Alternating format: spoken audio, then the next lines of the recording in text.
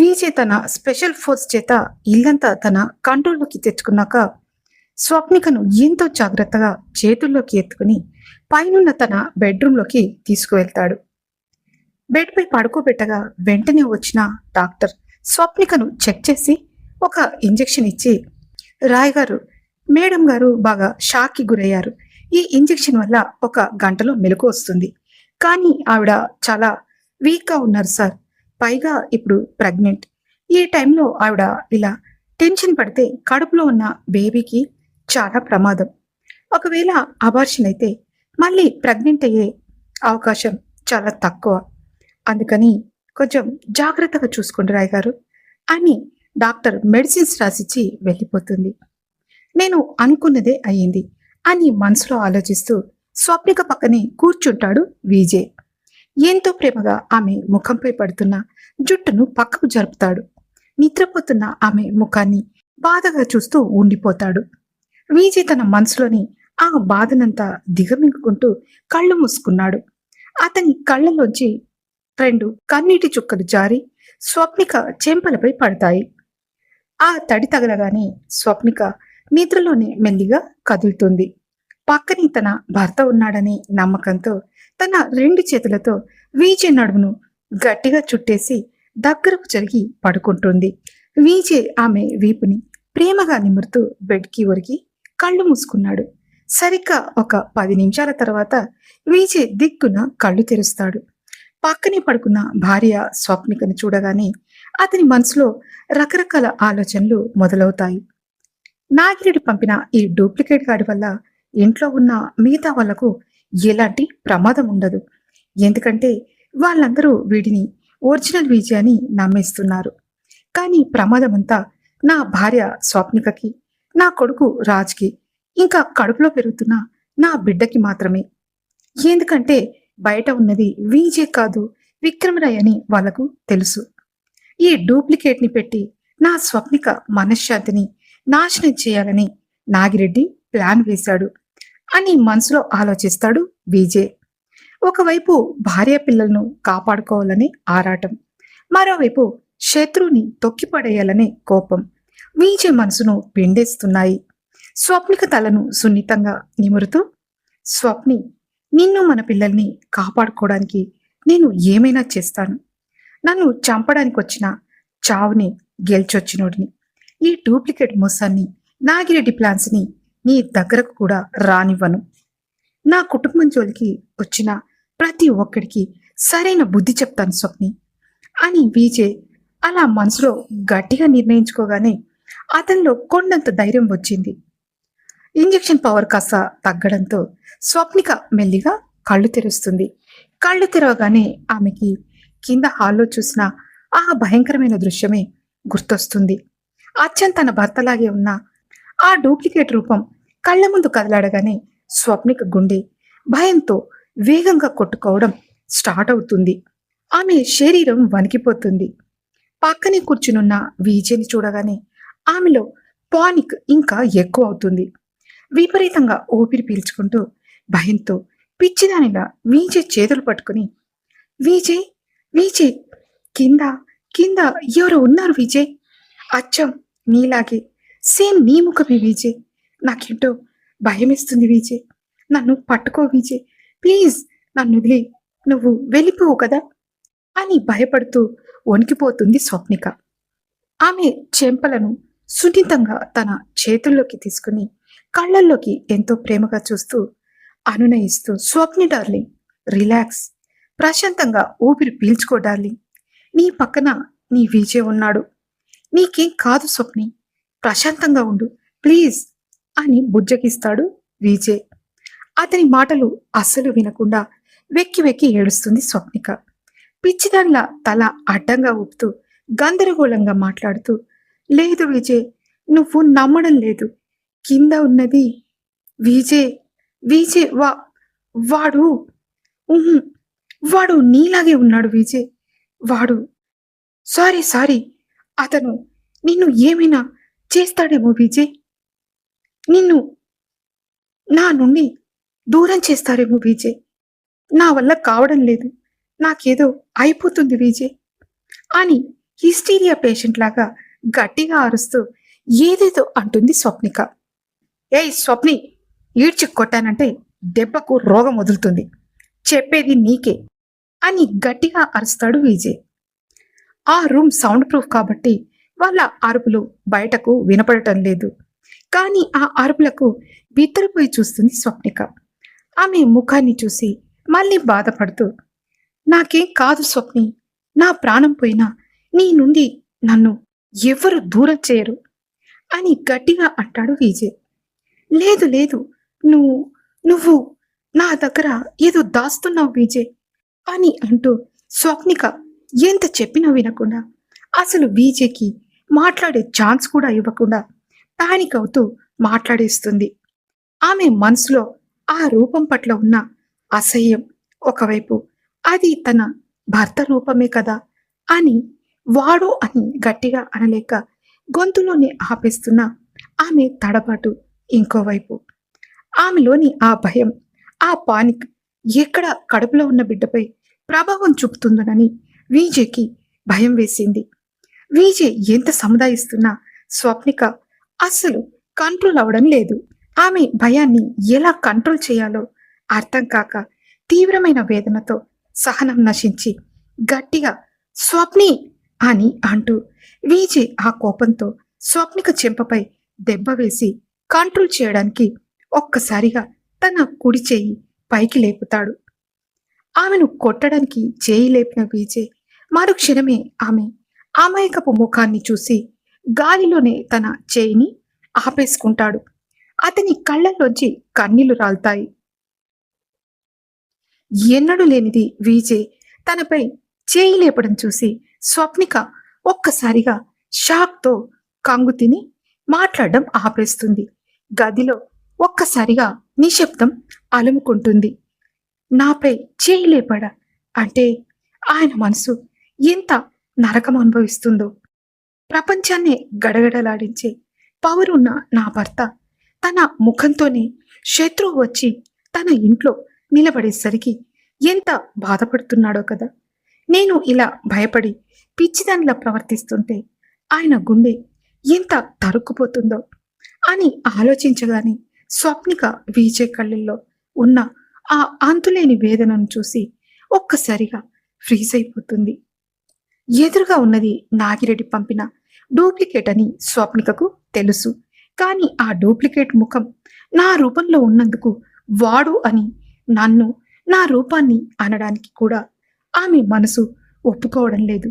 నన్ను ఎంత పవిత్రంగా, ఎంత పిచ్చిగా ప్రేమిస్తే నా రూపం అంటే తనకు అంత గౌరవం ఉంటుంది అని ఆలోచించిన విజయ్కి స్వప్నిక మనస్తత్వానికి మళ్ళీ మనసులోనే ఫిదా అయిపోతాడు విజయ్.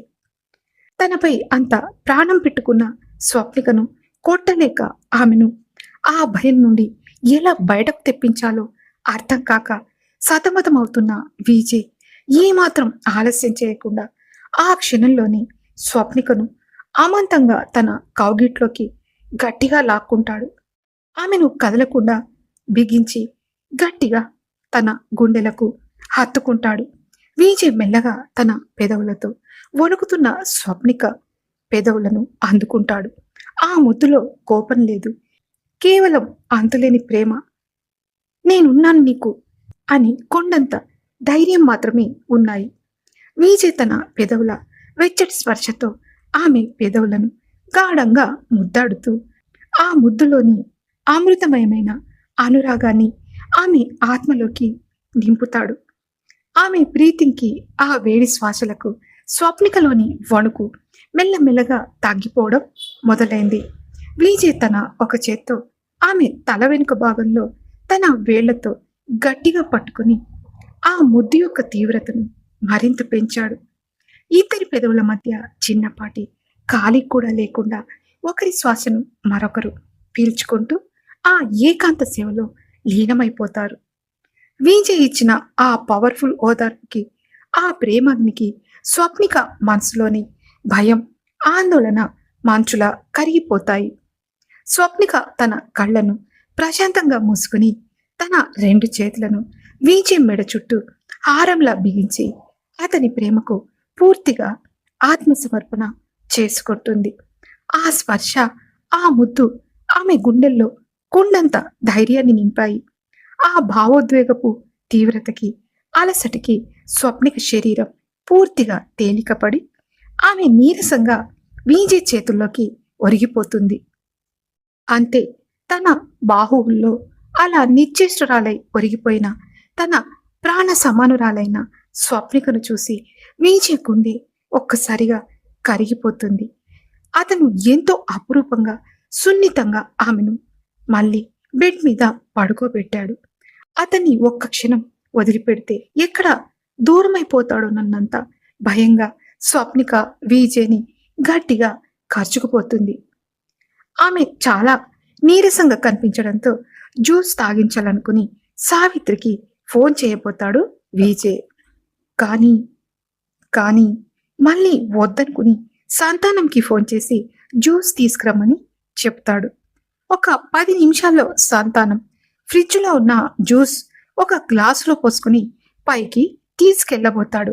అప్పుడు అక్కడ హాల్లో కూర్చున్న వాళ్ళలో ఉన్న రవళి అది చూసి ఆగ్రహంతో సంతానం దగ్గరకు వెళ్ళి, ఆగు, నువ్వు ఆఫీస్లో పనిచేసే సెక్యూరిటీ గార్డ్వి, ఇప్పుడు వంటవాడిలా ఈ జ్యూస్ కప్పులేంట్రా?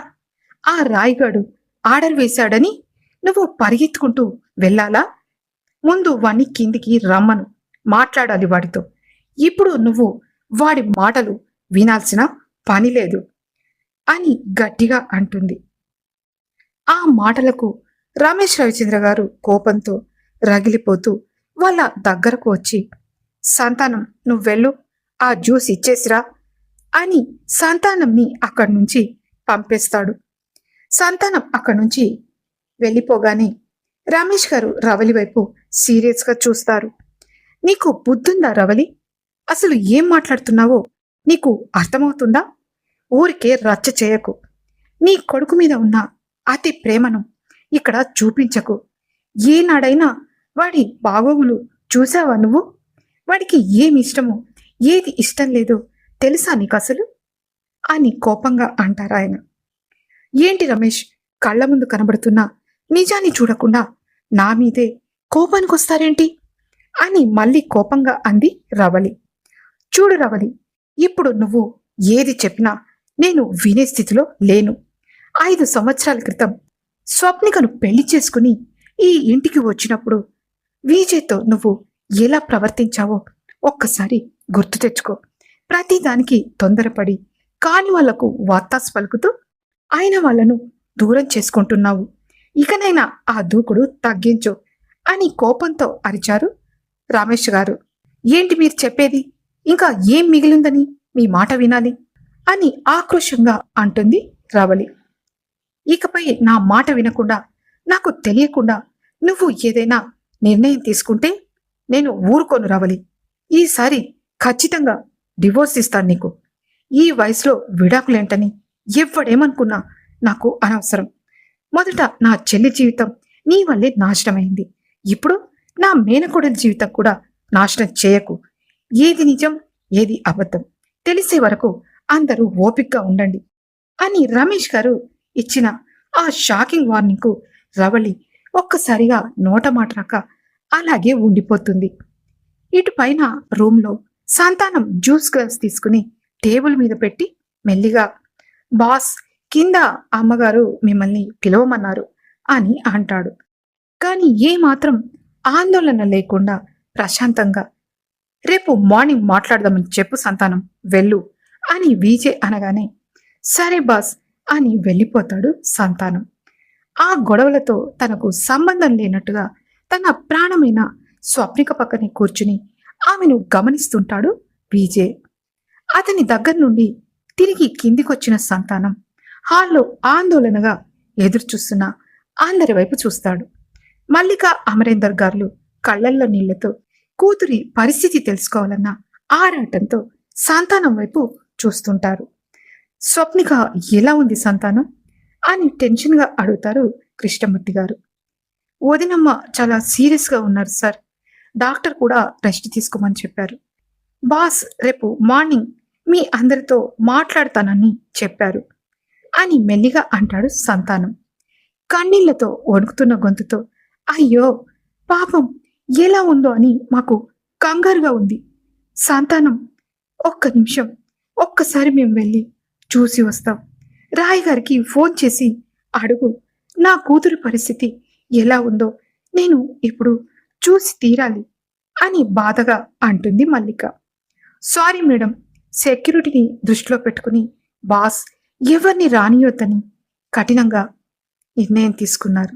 దయచేసి అర్థం చేసుకోండి అని మొహమాటంగా అంటాడు సంతానం.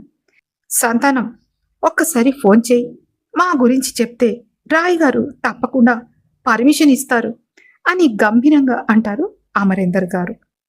ఆయన పట్టుబట్టడంతో సంతానం తన ఫోన్ తీసి విజయ్కి కాల్ చేస్తాడు. అవతలి నుంచి విజయ్ పర్మిషన్ ఇవ్వగానే సంతానం ఫోన్ పెట్టేసి సరేనండి బాస్ పర్మిషన్ ఇచ్చారు వెళ్ళండి అని అంటాడు సంతానం. ఆ మాట వినగానే మల్లిక అమరేందర్లు హడావిడిగా మెట్లు ఎక్కడం మొదలు పెడతారు. అది చూసిన రమలి కూడా వెంటనే లేచి వాళ్లతో పాటు వెళ్ళబోయింది. సంతానం వెంటనే ఆమె దారికి అడ్డుగా నిలబడుతూ సారీ అమ్మా, మీరు వెళ్ళకండి, బాస్ చాలా క్లియర్గా చెప్పారు, కేవలం వదినమ్మ వల్ల పేరెంట్స్ని మాత్రమే పంపమని ఆర్డర్ ఇచ్చారు అని అంటాడు. అతను ఆ మాట అనగానే రవళి ముఖం ఒక్కసారిగా కోపంతో ఎర్రబడుతుంది. తనని అడ్డుకోవడమా, తనే ఈ ఇంటి యజమాని అనుకుంటున్న రవళికి సంతానం అడ్డు తగలడం అసలు నచ్చలేదు. ఆమె కళ్ళు కోపంతో బుసలు కొట్టాయి. ఆమె క్రోధంతో ఊగిపోతూ పళ్ళు నూరుతూ ఏంటి నన్నే అడ్డుకుంటున్నావా, అసలు నీకెంత ధైర్యం, ఆ రాయిగాడు ఏమనుకుంటున్నాడు, అసలు నా ఇంట్లోనే ఉండి నన్నే రానియకుండా ఆపుతాడా, ఛీ వాడికి ఎంత పొగరు అని రవలి కోపంతో అక్కడే ఉన్న వస్తువులను చిందరవందరగా పడేస్తూ రచ్చ చేయడం మొదలుపెట్టింది. ఆమె అరుపులు మ్యాన్షన్ అంతా మారుమోగడంతో రమేష్ గారు కోపంగా రవలి వైపు చూస్తూ రవలి, నీ పిచ్చి ఆపకపోతే పరిస్థితి ఇంకా దారుణంగా ఉంటుంది. అతను చెప్పింది విను, వెనక్కి వెళ్ళిక. ఇప్పుడు అక్కడికి వెళ్ళడం వల్ల స్వప్నికకి మళ్ళీ టెన్షన్ పెరుగుతుంది. దాన్ని కనీసం ఓ గంటైనా ప్రశాంతంగా పడుకోనివ్వు అని అరుస్తున్న రమేష్ గారి మాటలకు రవళి కళ్ళల్లో కసిని నింపుకొని అలా చూస్తూనే ఉండిపోతుంది. అసలు విజే ప్లాన్ ఏంటి? నాగిరెడ్డి విసిరిన ఈ డూప్లికేట్ విజే ఉచ్చు నుండి రవిచంద్ర ఫ్యామిలీ ఎలా బయటపడుతుంది తెలుసుకోవడానికి తర్వాతి పార్ట్ చూడండి. చూశాక లైక్ చేసి కామెంట్ పెట్టండి. మరిన్ని అప్డేట్స్ కోసం వెంటనే సబ్స్క్రైబ్ చేసుకోండి. Thank you so much.